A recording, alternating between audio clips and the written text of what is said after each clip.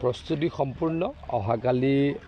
আমি আচলতে সকলো কাৰ্যকৰ্তাকে মথা নাই আমাৰ 831টা বুথ আছে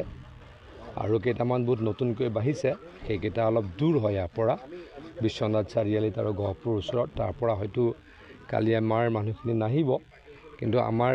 বৰ্তমানৰ যি বা পুৰণা যি ওদালগুৰি তাত 831টা বুথ আছে প্ৰত্যেকটো বুথৰ পৰা আমি 5জন কাৰ্যকৰ্তাক মাতিছোঁ আমাৰ 10টা পৰিষদীয় সমষ্টি আছে তাৰ মণ্ডল কমিটিৰ কাৰ্যকৰ্তাসকলক ইয়ালৈকে আমন্ত্ৰণ দিছোঁ আমাৰ প্ৰত্যেকটো পৰিষদীয় সমষ্টিত 7টা বা 8টা মৰ্চাৰ কমিটি থাকে তেখেতলোকক আমি কাৰ্যকৰ্তাসকলক ইয়ালৈকে মাতিছোঁ মুঠৰ ওপৰত প্ৰায় 6000 কাৰ্যকৰ্তা কালি ইয়াত আহি উপস্থিত হ'ব আৰু মুখ্যমন্ত্ৰী ডাঙৰীয়া আৰু দলৰ সভাপতি ডাঙৰীয়াৰ ভাষণ শুনিব সকলোৱে আমি জানো যে আমি আমাৰ বিটিআৰৰ নিৰ্বাচনত অংশগ্ৰহণ বিজেপিয়ে সিৰিয়াসলি কৰিম গতিকে সেই কাৰণে আমি এই কাৰ্যসূচী আমি গ্ৰহণ কৰিছোঁ মই আগতেও কৈছোঁ আমি আমাৰ দলৰ শক্তিশালী কৰিবলৈকে কৰিম কাৰো শক্তিক নাইকিয়া কৰিবলৈকে আমি ইলেকশ্যন নেখেলোঁ আমাৰ সিধা কথা আমি আগতেও কৈ আছোঁ মই আজিও কৈছোঁ যে বিজেপিক শক্তিশালী কৰিবলৈকে আমি নিৰ্বাচনত প্ৰতিদ্বন্দ্বিতা কৰিম কিন্তু কাকো আমি শক্তি নাশ কৰিবলৈ প্ৰতিদ্বন্দ্বিতা নকৰোঁ বিশেষকৈ আমাৰ বিটিআৰৰ যি আঞ্চলিক দলসমূহ আছে তেওঁলোকক আমি সন্মান জনাই ইলেকশ্যন খেলিম কাইলৈ আনুষ্ঠানিকভাৱে কেইটা সমষ্টিত খেলিব ঘোষণা কৰা এইটো নাই এতিয়াই হোৱা নাই আমাৰ দলে ছাৰ্ভে কৰি আছে দলে সিদ্ধান্ত ল'ব 40টাতে খেলোঁ নে আমি 30টাত খেলোঁ নে 25টাত খেলোঁ সেইটো সময়ত লোৱা হ'ব কিন্তু এটা কথা ঠিক যে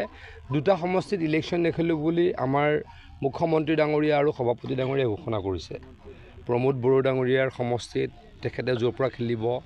আৰু আমাৰ হাগ্ৰামা মহিলা ডাঙৰীয়াৰ সমষ্টিত তেখেতে য'ৰ পৰা খেলিব এই দুটা সমষ্টিত আমি ইলেকশ্যন নেখেলাটো কনফাৰ্ম গতিকে থাকিল 38টা সমষ্টি 38টা সমষ্টিৰ ভিতৰত আমি 28টাত খেলোঁ নে 25টাত খেলোঁ নে 35টাত খেলোঁ সময়ত আমাৰ দলৰ নেতৃবৃন্দই সিদ্ধান্ত ল'ব আৰু তেনেকুৱা সিদ্ধান্ত আমি সকলোৱে গ্ৰহণ কৰিম ইতিমধ্যে বাৰে বাৰে কৈ আছোঁ আজি এইটো কথা মই চাগে 3 নম্বৰবাৰ ক'লোঁ মোৰ যিমান মনত আছে খৈৰাবাৰীত কৈছিলোঁ আজি কেইদিনমানৰ আগতে ওদালগুৰিতে ক'লোঁ আজিও কৈছোঁ যে তেখেতলোকক সন্মান কৰি ইলেকশ্যন খেলিম মানে মই নামকেইটা কৈ দিয়া নাই ইয়াতে স্থানীয় পাৰ্টি কোন কোন ইয়াতে আঞ্চলিক দল কোন কোন জাতীয় সংগঠন কোন UPPL BPF আৰু এটা আমাৰ নতুন দল হৈছে হয়নে নহয় গতিকে তেখেতলোকক এইটো সন্মান কৰি কথা কৈ আছোঁ আপুনিতো কোৱাৰ পিছতো কিন্তু শংকিত হৈছে নেকি বাৰু মই নাজানো মোৰ তেখেতলোকৰ শংকিত হোৱাৰ প্ৰশ্নই নাহে মুখ্যমন্ত্ৰী ডাঙৰীয়াই কৈছে যে ইতিমধ্যে কৈছে যে বিজেপিয়ে যদি অকলেও চৰকাৰ গঠন কৰিব পৰা শক্তি ইয়াতে শক্তি পায় সংখ্যাগৰিষ্ঠতা যি পায় নকৰোঁ বুলিতো কৈ দিছে তথাপিও চৰকাৰটো নকৰোঁ বুলি কৈ দিছে চাওক মুখ্যমন্ত্ৰী ডাঙৰীয়া আৰু